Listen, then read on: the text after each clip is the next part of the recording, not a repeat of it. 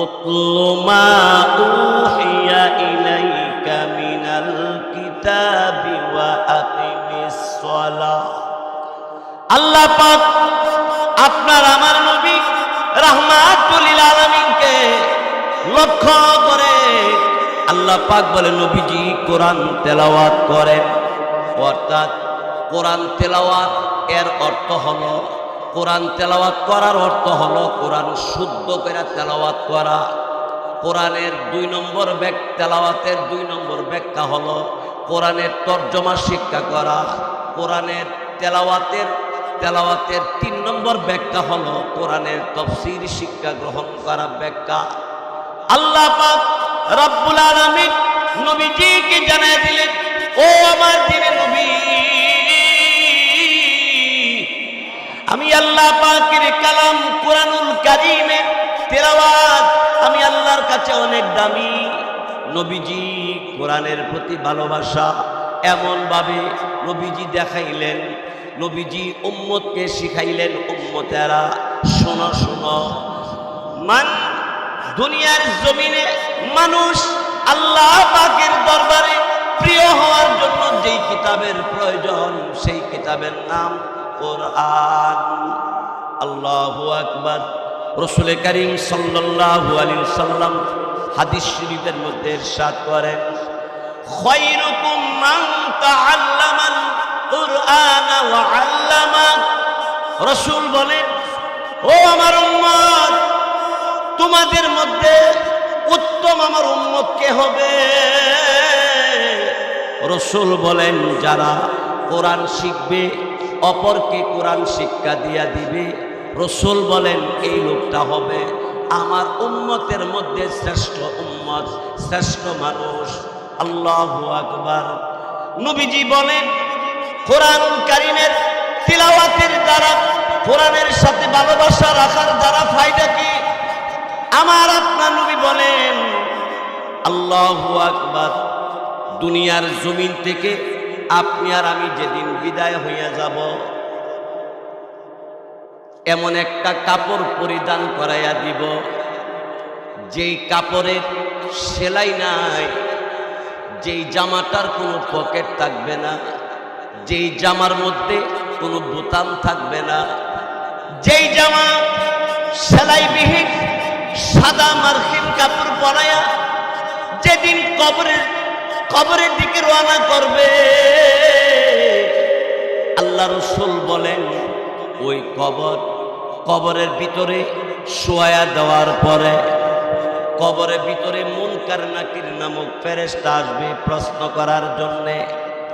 মুনকার নাকির ফেরেশতারা কবরের ভিতরে প্রবেশ করার জন্য যখন চেষ্টা চালাবে, মাথার পাশ থেকে নবীজি বলেন, চিৎকার করে বলবে, তোমরা কারা গো, কে তোমরা? তখন কবরের বাহির থেকে ফেরেশতারা বলবে, আমরা আল্লাহর পাঠানো ফেরেশতা। কি এই ফেরেশতারা কেন এসেছো? মুনকার নাকির ফেরেশতা বলবে, আল্লাহর এই বান্দাকে প্রশ্ন করার জন্য আসছি।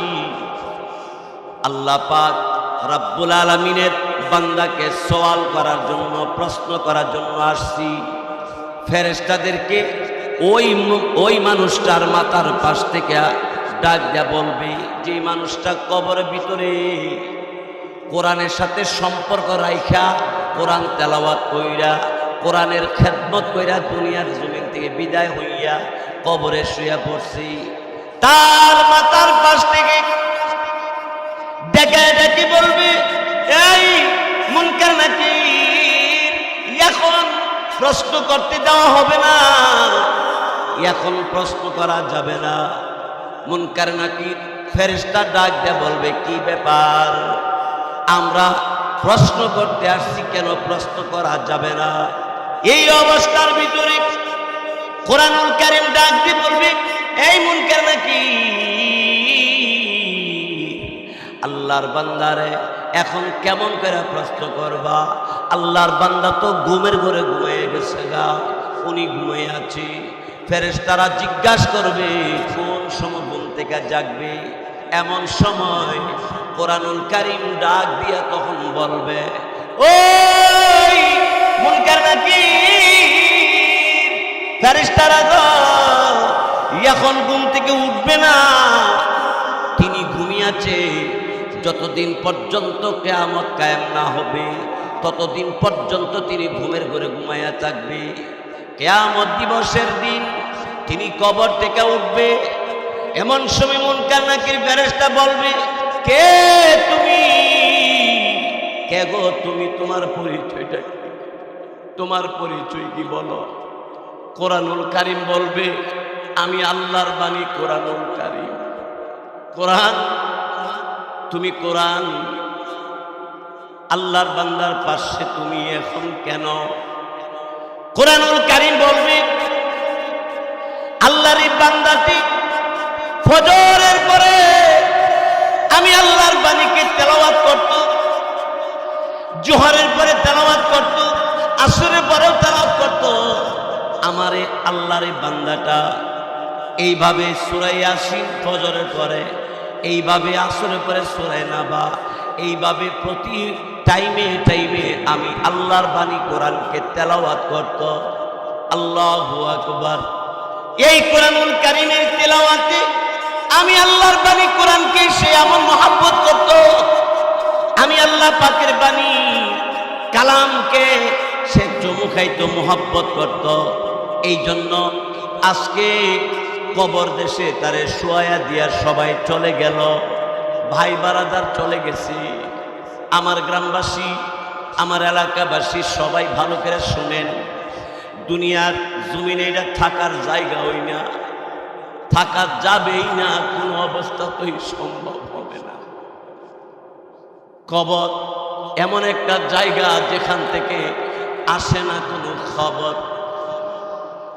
আমাদের এই পয়াগ নরসিংসার অত্র এলাকার ভিতরে যতটা কবরস্থান আছে, প্রতিটা কবরস্থানের কিনারে দাঁড়ায়া দাঁড়াইয়া একটু খেয়াল করে দেখবেন, একটা মানুষের কোনো আওয়াজ নাই, কোনো শব্দ নাই।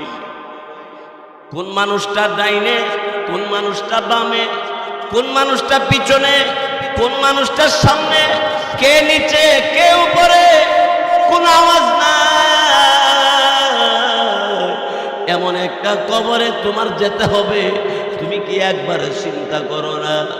ওই কবরের ভিতরে যদি তুমি কোরআনের সাথে সম্পর্ক রাখা যাইতে পারো, কোরআন তেলাওয়াত করে যাইতে পারো, কোরআনকে ভালোবাসতে পারো, তাহলে এই কোরআনুল কারীম তোমার জন্য তোমার মাথার পাশে পাহারাদারের মতো দাঁড়ায়া থাকবে।